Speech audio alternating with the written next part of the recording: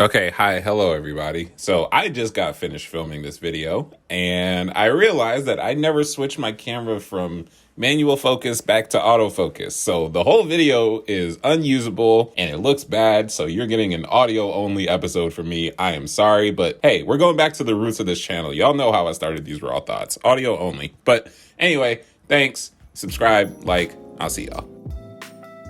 Coming into this, it was common knowledge that the Celtics were 6-0 after a loss. They do not lose 2 in a row. Like that is one of the constants with this team. Besides having the top defense, they are also a team that knows how to bounce back. They know how to make the necessary adjustments to make sure that what went wrong in the game prior doesn't happen again. And that's exactly what we just saw here. The biggest thing that won the Celtics this game was quick decision making. And it became a really big point in this game when they were getting the Warriors scrambling on defense. So they were attacking the pick and rolls. When Jayson Tatum would get a switch, he wouldn't wait for the defense to kind of settle into the new switch or whatever. He would take the ball and immediately put his head down, put a dribble move on, and get to the bucket, get to the paint. And then that's when the quick decisions and the playmaking started taking into effect. He would kick it out to Marcus Smart. He would kick it out to Grant Williams, Al Horford, Jaylen Brown, who had 17 points in the first quarter, by the way. Jayson Tatum was making a lot of plays happen for everyone else. This has been the one thing, right, that he has been able to do, and one of the reasons why he has taken the leap to becoming a first-team All-NBA player is that he's able to supplement his poor shooting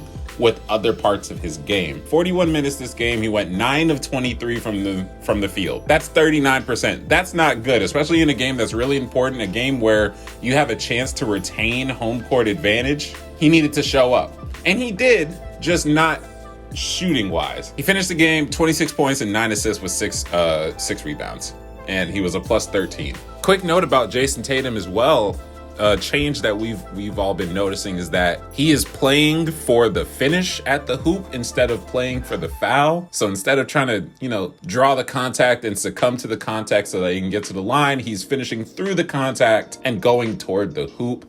And that is a very, very welcome change to what we have been seeing all year long, especially in the playoffs. And Steve Jones Jr. over on Twitter, if you're not following him already, is a pretty great follow. He mentioned the fact that the dribble penetration, first of all, for the Celtics was phenomenal. And this wasn't just a Jayson Tatum thing. This was everyone who had the ball in the pick and roll, who got by that first defender at the top level and was able to penetrate into the paint. And then from there on, make a quick decision out to the corner, make a quick decision out there, make a floater, make a layup, draw your defender away, do a drop pass, stuff like that. Celtics took that to heart. They took the idea of getting this defense moving to heart. And Steve Jones had pointed out that the Warriors weren't disguising where the help was coming from. So the Celtics were able to get a couple of earlier reads on how the Warriors were going to defend that dribble drive. And they were able to make more decisions out of that one as well. Credit to the Celtics, blame on the Warriors for playing lackadaisical defense. But yeah, I mean, that first half was really good. I believe they had 16 assists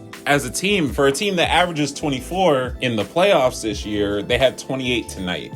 And it was a pretty solid split. 9 from Jayson Tatum, 6 from Al Horford, 5 from Jaylen Brown, 5 from Marcus Smart, 2 from Derek White, and even 1 from little old Peyton Pritchard. It's been a talking point all year, and it's something that needed to be reiterated, especially when it comes down to games where a half-court setting is the primary way of playing the game. ISO ball does not work in championship settings. It simply just does not. You cannot let someone just cook up for 40 minutes a night at the top of the key by themselves. You're not going to win games like that. You're not going to win big games like that. The assist totals tell you this is a team that took that idea and flipped it on its head. Like, okay, we're not going to ISO ball no more. This is a Celtics team that throughout the regular season has had issues where they would get up, they would have a 10, 15 point lead or whatever. They would squander it away, partially due to the fact that they started to move away from the style of play that was winning them the game and then go back to ISO ball, where it's for 15 to 20 seconds of possession, Jayson Tatum or Jaylen Brown is just dribbling at the top of the key. And you saw signs of it. There was one possession, I cannot remember when, but it looked like a broken or a miscommunication on the Celtics end, and it just ended up in Jayson Tatum dribbling for literally, I think, 18 seconds of the shot clock at the top of the key, just with nothing happening. And if you're looking all over the court, you see Robert Williams and Jaylen Brown in the bottom right corner kind of talking to each other. Like Robert Williams is pushing Jaylen Brown to go up or like do something, and nothing was happening. There are still flashes of that, obviously, still happening because this team doesn't just correct itself 100% overnight. It takes time. But they have cut down on those types of things, and they are now moving into this whole new championship elite level of total team basketball, total team offense, because everyone has bought in to the philosophies that Ime Udoka has been putting in, the philosophies that Marcus Smart put in there when they had that player meeting, whatever. They're all taking it to heart. And you really got to love that because it's showing up in the biggest stages of the year. Robert Williams. Let's talk about Robert Williams because he only had 3 fouls today. And in his 25 minutes, he was able to secure 10 rebounds and 4 blocks with 3 steals. Can we say defensive anchor? I don't know. I genuinely do not know if I can call him a defensive anchor. But, he has done a damn good job so far. And he's playing hurt, which is the craziest part. The man is hurt. It's very obvious. He is not 100%. But in the biggest games of his career, in the biggest games of the Celtics season, he is showing up. And that's all you can really ask for. If he's going to get spot minutes and be the most efficient spot minute player of all time, let it happen. I don't know if you can really call 25, 26 minutes spot minutes, but you get what I'm saying. He's very impactful, like arguably the most impactful player on this team. You know, I say that the Celtics had a lot of control throughout this entire game, but the Warriors still did the thing where they cut it to single digits. Like in the third quarter, they went crazy. It's the third quarter Warriors. They don't say that for no reason. They won that quarter 33-25 to bring them down to 2, largely in part of a 7-point possession that they got in the third quarter.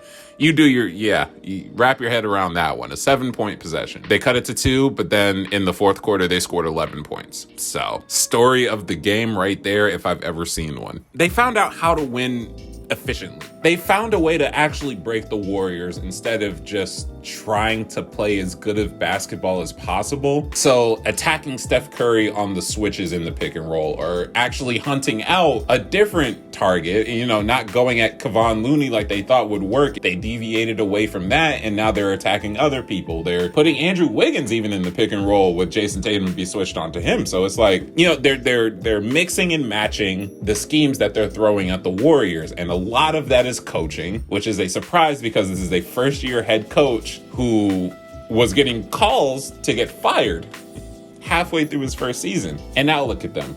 Everyone made the adjustments. And that, I think, is where I want to end off. I mean, Steph Curry dropped 31 points. It's Steph Curry. He was going to do that anyway. He did look like he got hurt when Al Horford landed on his leg in that big scuffle toward the end of the game. Not a scuffle, but like for the loose ball. It wasn't a fight or anything. I hope he's okay. I really genuinely hope, because I don't want this series to be decided or, filled with the narratives of an injured superstar. And the only reason why a team won is because X player got hurt. I'm not trying to hear all that. I just want to relatively healthy series, which fingers crossed we have still gotten so far. It's been really good basketball though. I'll tell you that. It has been some phenomenal basketball being played in the finals. I know I haven't made a video on it yet, but that's just because life again has just been taking over for a little bit, and I will be talking about game 4. So I'll see you when I see you. Thanks for watching. Peace out.